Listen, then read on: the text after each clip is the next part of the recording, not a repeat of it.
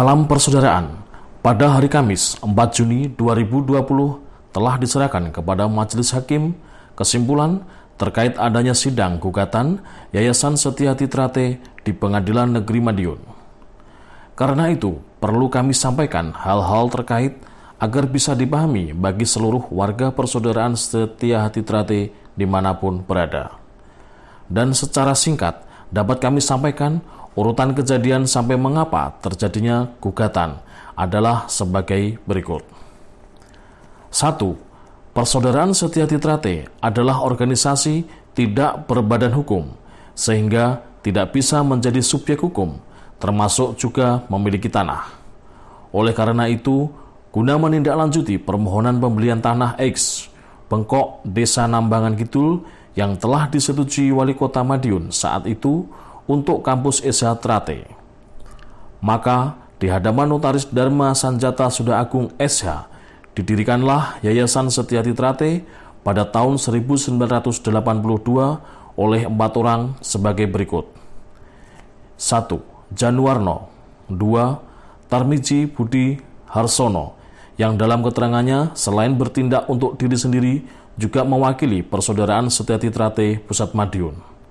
3. Imam Kusupangat. Dan 4. Sugeng Wiono.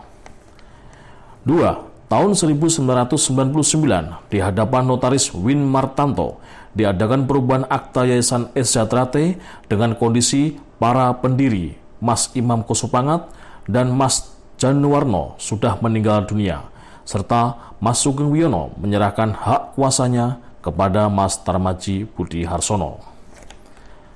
Dalam posisi sebagai pemegang kuasa penuh selaku pendiri Yayasan SH Trate yang hanya tinggal seorang diri, Mas Tarmaji kembali menegaskan tentang hubungan, peran, dan kedudukan Persaudaraan Setia-Hati Trate di Yayasan Setia-Hati Trate sebagaimana tertulis di Akta Pendirian Yayasan Setia-Hati Trate tahun 1982,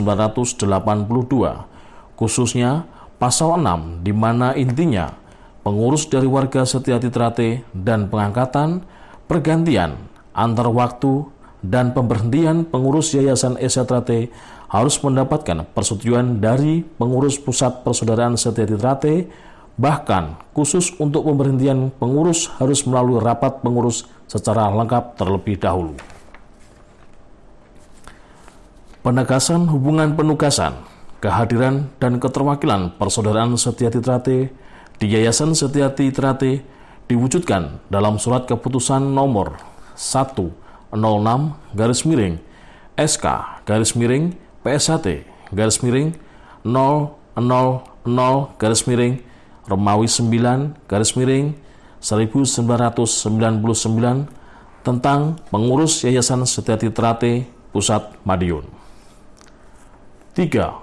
Bahwa tahun 2014 di hadapan Notaris M. Ali Fauzi SH diadakan perubahan akta Yayasan Setia-Hati Trate guna menyesuaikan dengan peraturan perundangan yang berlaku, dengan masih tetap mendasarkan kepada akta-akta Yayasan SH Trate sebelumnya.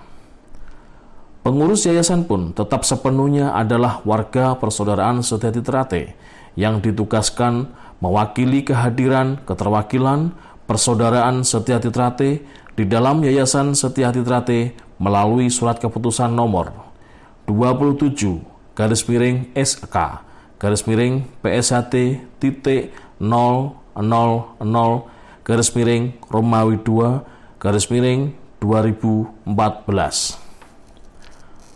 4.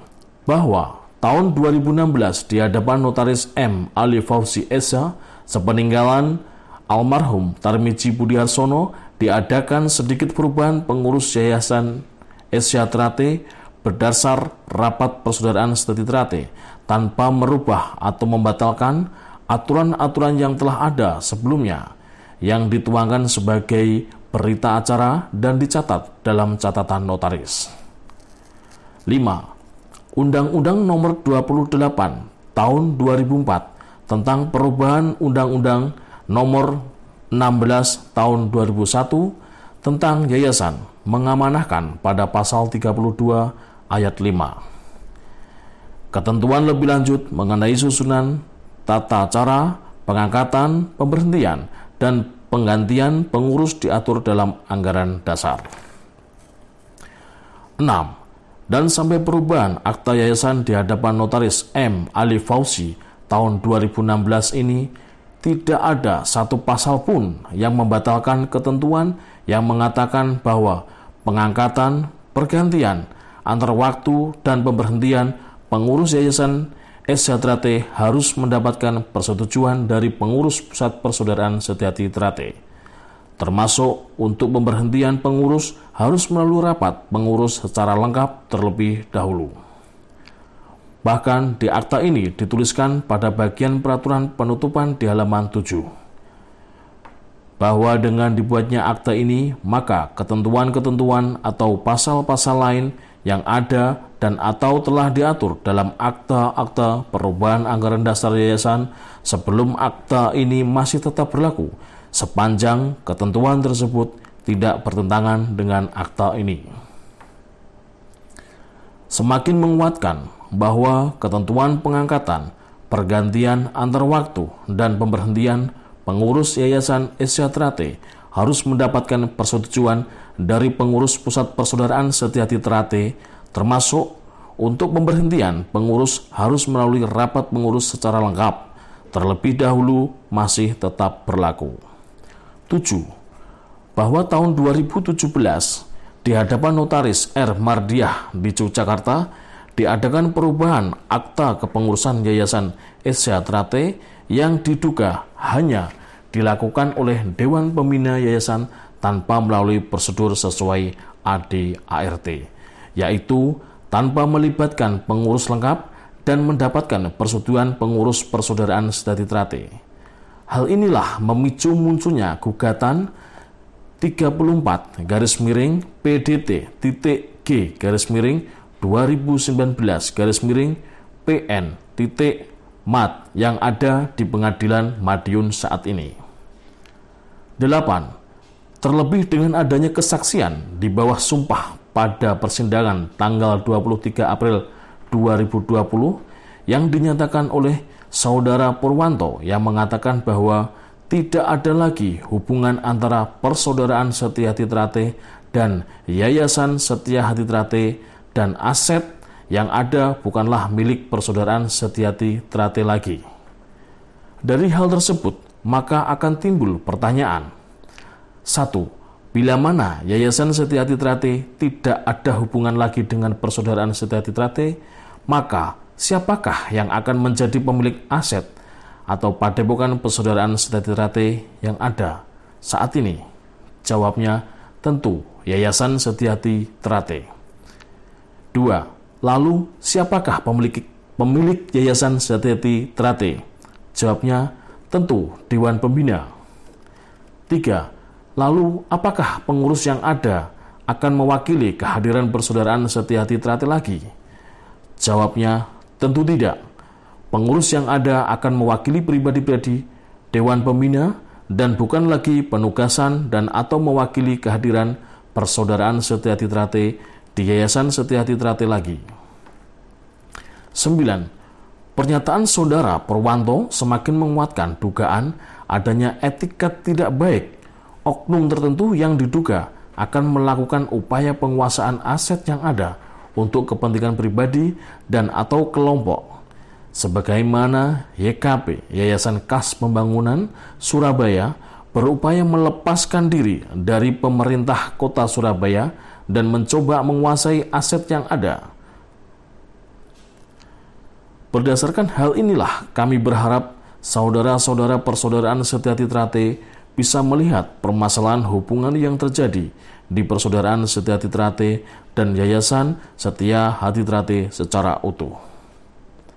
Harusnya kita juga bisa berkaca, belajar pada satu organisasi keagamaan besar yang mempunyai berbagai badan hukum ekonomi, minimarket, badan hukum pendidikan, sekolah dan universitas, dan juga badan hukum kesehatan atau rumah sakit, dimanapun kepengurusan yang ada di tiap lembaga mandiri tersebut. Tetap harus mendapatkan persetujuan organisasi keagamaan tersebut, dan hal tersebut sudah dilakukan oleh para pendiri Yayasan Setia-Hati Trate dengan menuliskan di akta pendirian yayasan bahwa pengangkatan, pergantian antar waktu, dan pemberhentian pengurus Yayasan Setia-Hati Trate harus mendapatkan persetujuan dari pengurus Pusat Persaudaraan Setia-Hati Trate. Bahkan khusus untuk pemberhentian, pengurus harus melalui rapat pengurus secara lengkap. Karena itu, upaya memisahkan Yayasan Setia-Hati Trate dari persaudaraan hati haruslah diluruskan, dikembalikan kepada marwah dan semangat sebagaimana awal Yayasan Setia-Hati Trate dahulu didirikan, yaitu keinginan adanya sebuah kampus atau padepokan bagi pendidikan budi pekerti luhur melalui budaya pencaksilat persaudaraan Setia-Hati Trate. Kita semua berharap permasalahan ini segera selesai, Kota Madiun tetap aman dan kondusif. Tidak ada lagi rombongan manten, rombongan ziarah wali, dan rombongan lain-lainnya yang mengganggu, meresahkan masyarakat, dan merepotkan aparat keamanan. Kita harus ingat pesan Mas Tarmaji. Nek esya traten duwe gawe, ojo ngrepotke aparat, ojo meresahkan masyarakat. Esya trate iso njogo awake dhewe, esya trate iso dadi pengayom masyarakat. Jika esya trate punya kegiatan, jangan sampai merepotkan aparat keamanan, jangan sampai meresahkan masyarakat. Esya trate bisa menjaga perilaku diri sendiri. Warga Setia-Hati Trate bisa menjadi pengayom di masyarakat.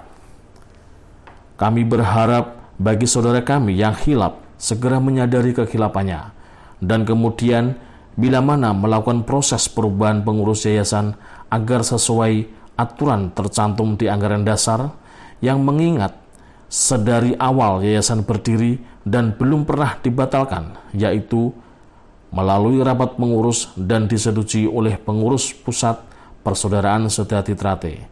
Dan khusus untuk pemberhentian, pengurus harus melalui rapat pengurus secara lengkap. Akhir kata, mari kita jaga Madiun, jaga persaudaraan, jaga marwah Madiun sebagai kota pendekar. Semoga Allah Subhanahu wa Ta'ala, Tuhan yang Maha Esa, menunjukkan kebenaran hakiki kepada kita semua. Salam persaudaraan, Madiun, 4 Juni 2020, atas nama Biro Humas Persaudaraan Setia-Hati Trate, Heru Subrobo. Demikian liputan kami, Petong Songowolu, KJS TV melaporkan.